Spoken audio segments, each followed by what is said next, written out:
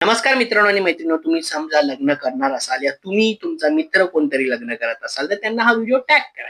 आजच्या टाइम मध्ये भरपूर लोक लग्न करायला घाबरतात, त्यामुळे प्री मॅरेज काउन्सिलिंग नावाचे टर्म्स आलेले आहे. आता हा मुद्दा खूपच ब्रॉड आहे, मी तुम्हाला पार्ट मध्ये सांगणार आहे.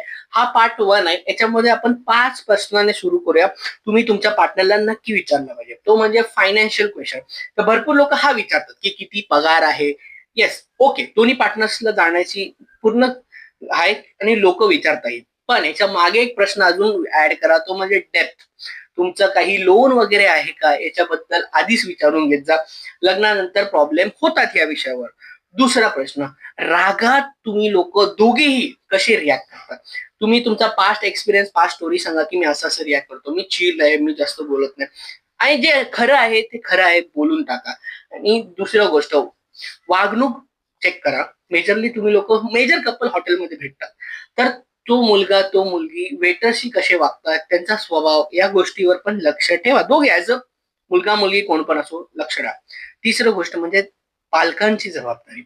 ऍज अ दोन्ही पार्टनर, दोन्ही आई वडिलांच्या दोघी लोकांनी विचार केला पाहिजे की, आणि तुमचा तुमचा काय मुद्दा आहे. मुलगाने ऍज अ बॉय तुला काय वाटतं, तुझं बायकोने काय केलं पाहिजे. बायकोने प्लीज मुलांना सांगा की मला असं असं वाटतं, माझ्या परिवाराचं मी असं असं काळजी घेईन वगैरे, हे आधीच क्लिअर करा.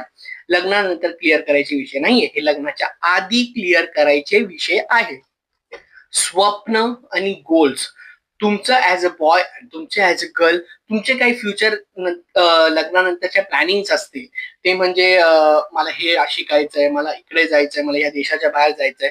बिंदास हे आधीच क्लिअर करून ठेवा. लग्नानंतर डिसिजन घेण्याच्या गोष्टी नाहीये. तुम्ही जॉब करायचा, तुम्हाला बिझनेस करायचा असेल तर तेही आधीच क्लिअर करा. नंतर खूप बर्डन येतो या विषयावर आणि भांडणं पण खूप वाढतात, त्यामुळे लक्षात राहू द्या या गोष्टी. 5वा प्रश्न, घरचे काम. आता मुलींचे काही वेगळे एक्सपेक्टेशन असतात आजच्या काळात आणि मुलांना काही वेगळे एक्सपेक्टेशन असतात घरच्या कामाचे. या विषयांबद्दल क्लिअर करा. घरचे कामाचे छोटे मोठे काम, झाडा पोच वगैरे, कशी तुम्ही मदत करणार एक दुसऱ्यांची, या विषयावर बोलून बघा. काय काय मुलं क्लिअर असतात, मी मदत नाही करणार. वाटतं ना, बोलून टाका. मुलींना असं वाटतं की तू या कामात मदत केली पाहिजे, क्लिअर वाटतं ना, बोलून टाका. या विषयावर बोलत जा आणि मुद्दे समजतात. नाही आवडलं नंतर तुटू शकतो, तोडा, काही प्रॉब्लेम नाही.